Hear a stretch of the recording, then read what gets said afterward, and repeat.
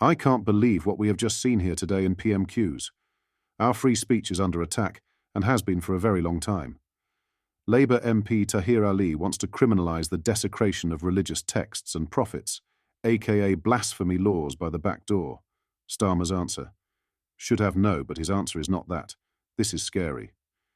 In today's video, we will watch and react, whilst also going over all of the latest news from up and down the country. But first, hit the like button and subscribe to the channel and join our fast-growing community. So have a watch of this. Thank you, Mr. Speaker. November marks Islamophobia Awareness Month.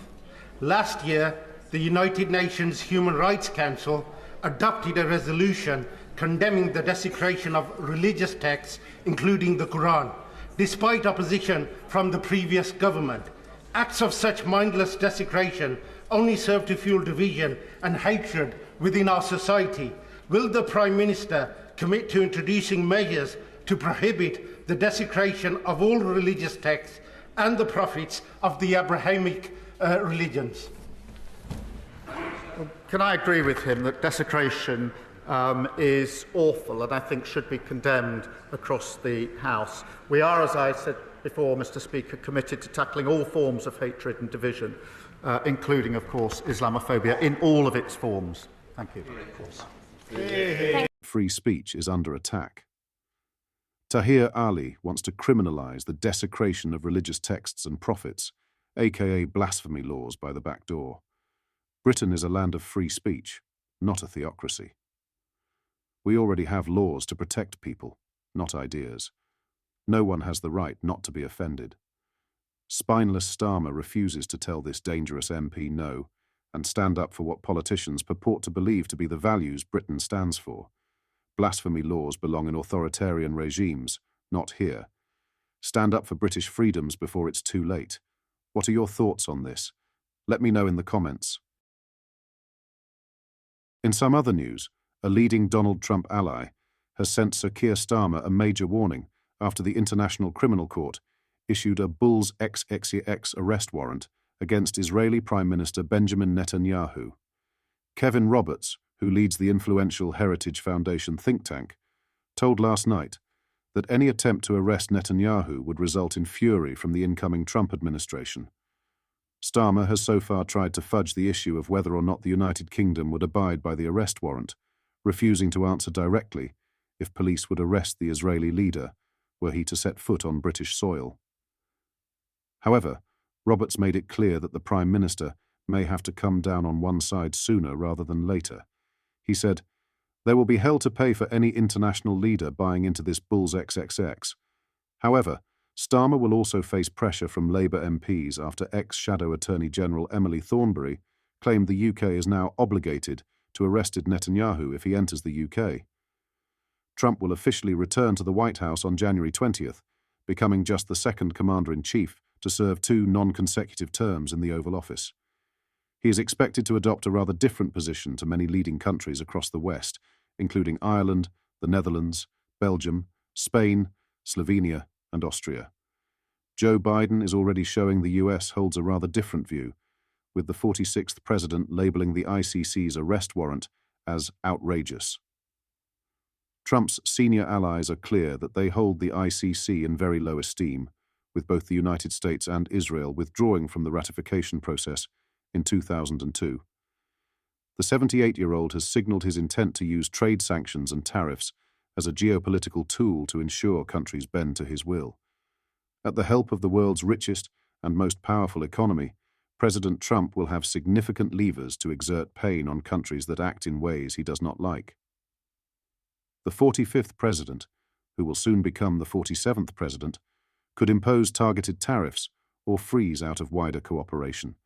Leading Republican Senator Lindsey Graham last week warned that the US would sanction any country which upholds the arrest warrant against Netanyahu and former Israeli Defense Minister Yoav Gallant. This could be particularly damaging for the United Kingdom, which has hoped for a free trade agreement with the United States, but also works incredibly closely on intelligence sharing through the Five Eyes network. Following the ICC's arrest warrant announcement, a Downing Street spokesman said the British government respects the independence of the ICC and would comply with its legal obligations. However, No 10 has stressed there was no moral equivalence between Israel's democratically elected leader and terrorist leaders from Hamas. Trump has also suggested that he might not uphold Article 5 obligations to defend NATO countries were they attacked. Article 5 of the treaty ensures an attack against one is an attack against all, meaning European countries have been able to rely on America's powerful military to ensure their defense for 70 years. In other news, Prince Harry made several paranoid accusations against Queen Camilla as he became a despised outcast in the royal family, according to a royal commentator. The Duke of Sussex has accused Camilla of leaking negative stories about him and Meghan Markle, including the alleged incident that left Princess Kate in tears, leading to a feud within the royal family following a new Channel 4 documentary titled Queen Camilla, The Wicked Stepmother. An author criticised Harry and argued that Camilla did not deserve this kind of treatment. A.N. Wilson said, "The royal households are full of people, including large numbers of staff, and the institution of royal courts is leaky." He wrote in the Mail, "No one has ever presented a shred of evidence that, after Kate and Meghan had a row, Camilla's side immediately leaked the story. Frankly, it's impossible to imagine such a turn of events." Wilson praised Camilla for supporting the royal family, especially during the King's illness and cancer treatment, during which she wore herself out doing public duties. He added, "Camilla is the best thing that has happened to the royal family since the Queen Mother." Queen Camilla was ranked the 6th hardest working royal with 95 engagements, according to data from Reboot Online. She pulled out of the Royal Variety performance on Friday evening as she continued to fight a chest infection. Wilson praised the King's wife's solid qualities of common sense and humour, adding, "Everyone who meets her must be struck by her pleasant manners, cheery conversational style and decency." He recalled, Prince Charles's marriage to Diana was breaking up. Camilla was described as the most hated woman in Britain. He added, 25 years have passed since then, and even the most fervent Diana fans can now see she has helped rebuild not only Charles's self-confidence, but also the plausibility of the monarchy.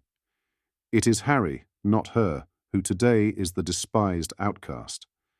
The Duke of Sussex released his controversial memoir, Spare, last year, where he accused Camilla of briefings, leakings and plantings to the British press. These claims led to a major ongoing feud between Prince Harry and King Charles, with the pair thought to not be on speaking terms. What are your thoughts on what we discussed in today's video? Let me know down in the comments section below. If you've not yet already, make sure you do drop a like on this video and subscribe to the channel for more British political content. Thank you, take care, goodbye.